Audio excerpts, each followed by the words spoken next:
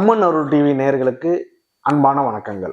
உங்கள் பாரம்பரிய அருள்வாக்கு ஜோதிடர் பாலசுப்ரமணியன் அடியனின் அன்பு வணக்கங்கள்.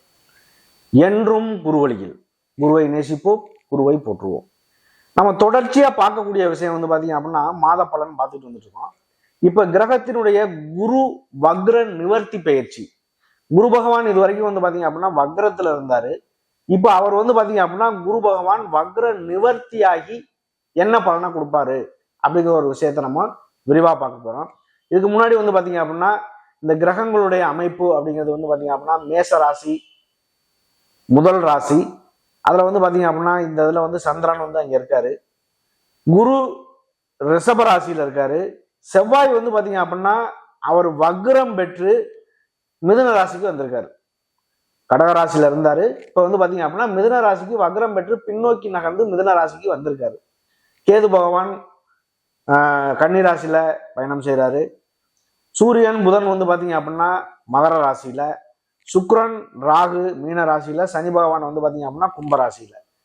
இப்படி இந்த கிரகங்களுடைய அமைப்பு பாத்தீங்க அப்படின்னா இந்த கோச்சாரம் ஒரு மனிதனுக்கு தனி மனிதனுடைய ஜாதகத்துல என்ன பலனை கொடுக்கும், ஒரு கிரகம் வக்ரம் ஆனா என்ன பலனை கொடுக்கும், வக்ர நிவர்த்தி ஆனா என்ன பலனை கொடுக்கும் அப்படிங்கிற ஒரு விஷயத்த நம்ம இந்த 12 ராசிக்குமே பாத்தீங்க அப்படின்னா விரிவா பார்க்க போறோம். அன்பார்ந்த கும்பராசி அன்பர்களே, கும்பராசி அப்படின்னாலே பாத்தீங்க அப்படின்னா ஒரு கௌரவமான ஒரு தோற்றத்தை கொண்டவர்கள். இந்த கும்பம் அப்படிங்கிறது பாருங்க எப்பவுமே பாத்தீங்க அப்படின்னா கும்பம் கோயில்ல இருக்கக்கூடிய கும்ப கலசம் தான் சொல்லுவோம். அதுதான் அதனுடைய ராசியில இருக்கக்கூடிய அந்த சிம்பிளே பாத்தீங்க அப்படின்னா அப்படிதான் இருக்கும். அப்ப தனக்குன்னு ஒரு மரியாதை, சுயமரியாதை, கட்டுப்பாடு, இதுக்குள்ளேயே வாழணும்னு நினைக்கக்கூடிய ஒரு நபர்கள் இந்த கும்பராசி அன்பர்கள். நீதி, நியாயம், நேர்மை, ஒரு தலைமை பொறுப்பு, இந்த மாதிரிலாம் இருக்கக்கூடிய ஒரு நபர்கள் இந்த கும்பராசி அன்பர்கள். இதுல ஒரு பெரிய விஷயம் என்ன அப்படின்னா, இதுல இருக்கக்கூடிய இந்த ஆண் ஜாதகமா இருந்தால் மிதுன ராசியில, துலாம் ராசியில, கும்பராசியில ஒரு ஜாதகருக்கு பாத்தீங்க அப்படின்னா எந்த ஜாதகம் யாரா வேணாலும் எடுத்துக்கலாம். செவ்வாய் பாத்தீங்க அப்படின்னா மிதுன ராசியிலையும் துலாம் ராசியிலையோ இல்ல கும்பராசியிலையோ இருந்துச்சு அப்படின்னா அவங்களுக்கு நல்ல மனைவி, அழகான மனைவி, படிச்ச மனைவி, அறிவு சார்ந்த விஷயங்கள் எல்லாமே ஒரு நல்ல அமைப்புக்குள்ள வரும் ஆண் ஜாதகத்துல. அதே இடத்துல சுக்கிரன் இருக்கு அப்படின்னா மிதுனத்துல, துலாம்ல,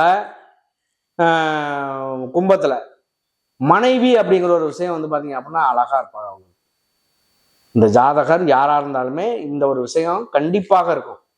அழகான மனைவி, ஒரு படிச்சது, அந்த மாதிரி இருக்கும். அதே இடத்துல ஆண் ஜாதகத்துல சுக்கிரன் அந்த இடத்துல இருக்கணும். பெண் ஜாதகத்துல பாத்தீங்க அப்படின்னா செவ்வாய் அந்த மாதிரி இருக்கணும். அந்த மாதிரி இருந்துச்சு அப்படின்னா நல்ல கணவனா இருக்கணும் அமையும், இல்ல மனைவி அந்த மாதிரி அமையும். இது ரெண்டுமே பாத்தீங்க அப்படின்னா அந்த கும்பராசிக்கு உண்டான ஒரு அம்சத்துக்காக அந்த ஒரு வார்த்தையை நான் சொல்றேன். அப்ப உங்களுக்கு பாத்தீங்க அப்படின்னா இன்னைக்கு 2ஆம் இடத்துல வாக்குஸ்தானத்துல பாத்தீங்க அப்படின்னா சுக்கிரன் ராகு இந்த பெயர்ச்சி எப்ப பாத்தீங்க அப்படின்னா இந்த குரு வக்ர நிவர்த்தி பயிற்சி அப்ப சுக்கிரன் ராகு இருக்கு. 2ஆம் இடம் ஒருத்தருக்கு நல்ல நிலைமையில வலு பெறுது அப்படின்னா அது ரொம்ப சூப்பர். அதை விட பெரிய விஷயம் வேற எதுவுமே இல்லை.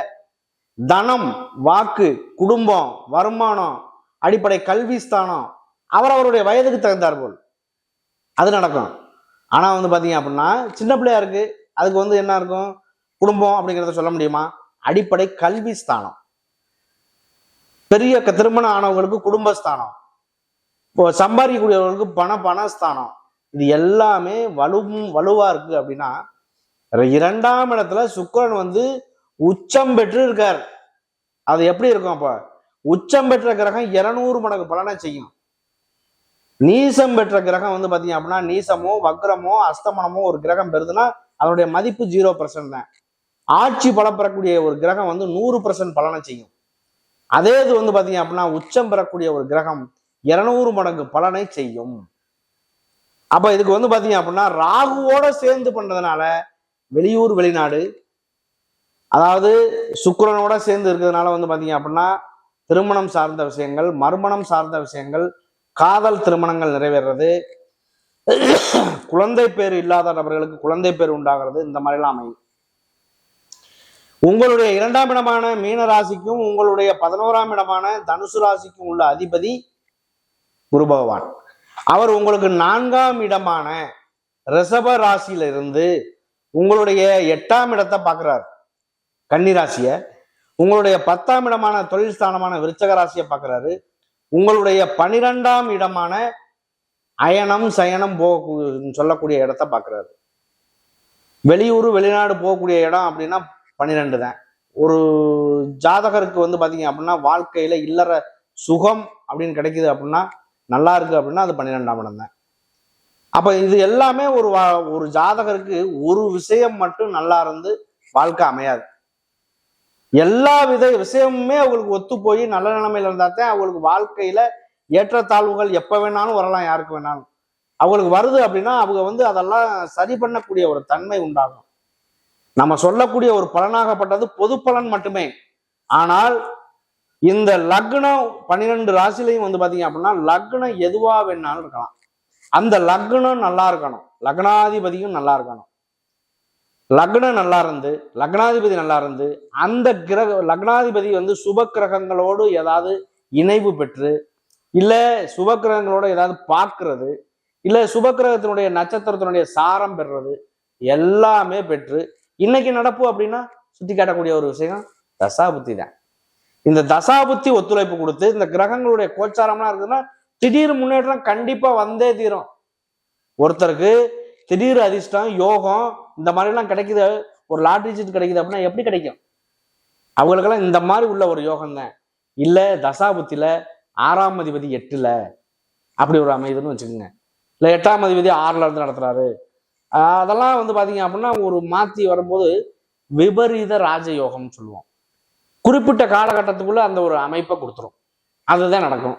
அப்ப இதை பொறுத்தளவுக்கு வந்து பாத்தீங்க அப்படின்னா இந்த கும்பராசிக்கு இன்னைக்கு உங்களுடைய 8ஆம் இடமான அஷ்டமஸ்தானத்தை குரு பகவான் பாக்குறாரு. கண்டிப்பா வந்து இந்த கும்பராசிக்கு வந்து பாத்தீங்க அப்படின்னா இன்னைக்கு ஜென்மச்சனி ஓடிக்கிட்டு இருக்கு. அது ஒரு பெரிய விஷயம். இந்த ஜென்மச்சனியில சனியினுடைய தாக்கம் 100% இருந்தே தீரும். விரையச்சனி ஓடுனா 50% சனியினுடைய தாக்கம் இருக்கும். ஜென்மச்சனிங்கிறது 100% இருக்கும். இப்ப அடுத்து வந்து உங்களுக்கு 29/3/2025 திருக்கணித பிரகாரம் சனி பகவான் பெயர்ச்சி ஆகிறார். அப்படி பெயர்ச்சி ஆகும்போது உங்களுக்கு பாத சனி வருது. அந்த பாத சனி 25% சனியினுடைய தாக்கத்தை கொடுக்கும். மங்கு சனி பொங்கு சனி நீசம் பெற்ற சனி. இதுல பொங்கு சனியா இருக்கக்கூடிய உங்களுக்கு வந்து பாருங்க, பொங்கு சனியா இருக்கக்கூடிய எல்லாருமே வந்து பாத்தீங்க அப்படின்னா இந்த பாத சனி நடக்கும்போது எல்லாருமே, இப்ப இதுக்காக குறிப்பிட்டு சொல்லல, யாரா இருந்தாலுமே எந்த ராசிக்காரர்களா இருந்தாலும் பாத சனி நடக்கும்போது வந்து பாத்தீங்க அப்படின்னா சனியினுடைய தாக்கம் முடிய போயில பாருங்க. நான் வந்து வீடு வாங்கினேன், வண்டி வாங்கினேன், வேலை பார்த்தேன், வேலையில ப்ரமோஷன் கிடைச்சிச்சு, வேலையே கிடைச்சிச்சு, கல்யாணம் ஆச்சு, குழந்தை பேர் உண்டாச்சு, ஒரு நல்ல செட்டில்மெண்ட் ஆனேன்னு சொல்லக்கூடிய ஒரு எல்லாரையும் பாருங்க இந்த சனியினுடைய தாக்கம் இருக்கும்போது கண்டிப்பா நடக்கும். சனி பகவான் கொடுத்துட்டு பிடிப்பாரு, கெடுத்துட்டு விலகுவாரு, இல்ல கெடுத்துட்டு பிடிப்பாரு, கொடுத்துட்டு விலகுவாரு. இது ஒரு பழமொழி உண்டு. அப்ப இந்த சனி பகவானுடையது எந்த காரணத்தை கொண்டும் அவர் பழி ஏத்துக்க மாட்டார். 100க்கு ஒரு 80% உங்களுடைய கர்ம வினைக்கு உள்பட்டுத்தான் நீங்க பிறப்பை எடுப்பீங்க. அந்த பிறப்புல முன் ஜென்மத்துல என்ன கர்மா எடுத்தோம் அப்படிங்கிறது நமக்கு தெரியாது. ஆனா அதனுடைய தொடர்ச்சி தான் இந்த பிறவி. இந்த பிறவியில நம்ம கர்மக்காரகனான சனி பகவான் நம்மளுடைய ராசிநாதன் அப்படிங்கிறதுனால, அவர் ஜென்மச்சனியும் நடக்குது அப்படிங்கிறதுனால இயற்கைக்கு மாறான விஷயம் நடக்கும். ஆனா எல்லாருக்கும் நடக்காது. பொங்கு சனியில உள்ளவங்க எல்லாருக்குமே வந்து அதை சமாளிக்கக்கூடிய ஒரு தன்மையும் வந்துடும். மங்கு சனி அப்படிங்கிறது சிறு வயசுல 30 வயசுக்கு உள்ள வந்துடும். பொங்கு சனி அப்படிங்கிறது வந்து பாத்தீங்க அப்படின்னா 30 வயசுல இருந்து 60 வயசுக்கு உள்ள வரும். அதே வந்து பாத்தீங்க அப்படின்னா மரணச்சனி இல்ல 3ஆம் சனி இதையும் சொல்லுவோம். இதெல்லாம் முடிச்சாலும் இன்னைக்கு வந்து பாத்தீங்க அப்படின்னா நட்சத்திர ரீதியா நம்ம பார்க்க போறோம். அவிட்ட நட்சத்திரம் முதல் நட்சத்திரம் 2 பாதங்கள் மட்டும். பொதுவாகவே அவிட்ட நட்சத்திரத்தை வந்து பாத்தீங்க அப்படின்னா உடைந்த நட்சத்திரம்னு சொல்லுவோம். மிருகசீரிசம் சித்திரை அவிட்டம் 3 நட்சத்திரம் வந்து பாத்தீங்க அப்படின்னா ஒரு ராசியில 2 பாதம், இன்னொரு ராசியில 2 பாதம், இப்படிதான் அமையும். அதை வந்து காலற்ற நட்சத்திரம், தலையற்ற நட்சத்திரம், உடலற்ற நட்சத்திரம் இப்படியெல்லாம் பிரிச்சிருக்காங்க. அப்படி பிரிச்சாலுமே வந்து பாத்தீங்க அப்படின்னா ஒரு சில காரியங்களுக்கு இந்த உடைந்த நட்சத்திரத்தை பயன்படுத்தக்கூடாதுன்னு சொல்லுவாங்க. அதுக்காக இந்த வார்த்தையை நம்ம சொல்ல வேண்டியது இருக்கு. இந்த அவிட்ட நட்சத்திரக்காரர்கள் வந்து பாத்தீங்க அப்படின்னா செவ்வாய் வந்து உங்களுக்காக பூர்வ புண்ணிய ஸ்தானமான 5ஆம் இடமான மிதுன ராசியில வக்ரம் பெற்று பின்னோக்கி நகர்ந்து வந்து வக்ரம் பெற்று இருக்காரு. அப்போ வந்து ஒரு வக்ரம் பெற்று இருக்கிறது வந்து பாத்தீங்க அப்படின்னா ரொம்ப சிறப்பு. இவர் பின்னோக்கி நகர்றதுங்கிறதே வந்து பாத்தீங்க அப்படின்னா ஒரு சில 5ஆம் இடத்துல வக்ரம் பெற்று இருக்காரு, பூர்வ புண்ணிய ஸ்தானத்துல, குலதெய்வத்தினுடைய ஸ்தானத்துல. இந்த குலதெய்வம் வந்து சாமி கும்பிடுறவங்க சொத்து சம்பந்தமா பாட்டந்தெரிய சொத்து, அப்பாவுடைய சொத்து, தாத்தாவுடைய சொத்து இதெல்லாம் பிரிச்சுக்கிறதுல ஒரு சில குறைபாடுகள் இருக்கும். அதுவும் சுமூகமா மாறிடும். அப்போ இதை பொறுத்தளவுக்கு வந்து பாத்தீங்க அப்படின்னா இந்த கும்பராசியை பொறுத்தளவுக்கு இந்த அவிட்ட நட்சத்திரத்துக்கு ஒரு நல்ல விஷயம் சொல்லலாம். சதய நட்சத்திரம் அடுத்து. சதய நட்சத்திரத்தினுடைய அதிபதி ராகு பகவான். உங்களுக்கு தனஸ்தானமான வாக்குஸ்தானமான 2ஆம் இடத்துல இருக்காரு. அந்த 2ஆம் இடத்துல இருக்கக்கூடிய ராகு சுக்கிரன் உச்சம் பெற்ற கிரகத்தோட இருக்காரு. இந்த 12 ராசிலையுமே ராகு கேதுக்குன்னு எந்த சொந்த வீடுமே கிடையாது. அவங்க இருக்கக்கூடிய இடத்த சொந்தமா பயன்படுத்திக்குவாங்க. எந்த கிரகத்தோடு இணைவு பெற்றாலும் அந்த கிரகத்தினுடைய வேலையவும் இவங்கதான் வாங்கி செய்வாங்க. அப்ப அந்த உச்சம் பெற்ற கிரகத்தினுடைய வேலையவும் ராகு பகவான் வாங்கி செய்கிறார். அப்ப இதை பொறுத்தளவுக்கு உங்களுக்கு 2ஆம் இடத்துல அப்ப ராகுனுடைய பார்வை சுக்கிரனுடைய பார்வை படக்கூடிய இடத்துக்கு எல்லாத்துக்குமே ரொம்ப சூப்பரா இருக்கும். இந்த சதய நட்சத்திரக்காரர்களுக்குமே பூரட்டாதி நட்சத்திரம் வந்து பாத்தீங்க அப்படின்னா 3 பாதங்கள். பூரட்டாதி அப்படிங்கிறது வந்து பாத்தீங்க அப்படின்னா குருவுடைய நட்சத்திரம். குரு பகவான் இது வரைக்கும் 4/2/2025 வரைக்கும் வக்ரத்துல இருந்தார். வக்ரத்துல இருந்து 14/5/2025 வரைக்குமே வக்ர நிவர்த்தியாகி பெயர்ச்சி ஆகிறாரு. அப்ப பெயர்ச்சி ஆகும்போது உங்களுடைய ராசியவும் பார்ப்பார். எப்ப 5ஆவது மாசம் 14ஆம் தேதிக்கு மேல. அப்ப குரு பார்த்தால் கோடி நன்மை. எந்த காரணத்தை கொண்டு உங்களுக்கு பாத சனியே ஓடிக்கிட்டு இருந்தாலும் குருவினுடைய பார்வை வருது. அதுல உங்களுக்கு வந்து பாத்தீங்க அப்படின்னா ஜாக்பாட் கண்டிப்பா அடிக்கும். அப்படி ஒரு அமைப்பு வரும். அப்ப அந்த வாய்ப்புகள் பெருசா இருந்தாலும் சிறுசா இருந்தாலும் நழுவ விட்டுறாதீங்க. அந்த வாய்ப்புகளை பயன்படுத்துங்க. நன்றி, வணக்கம்.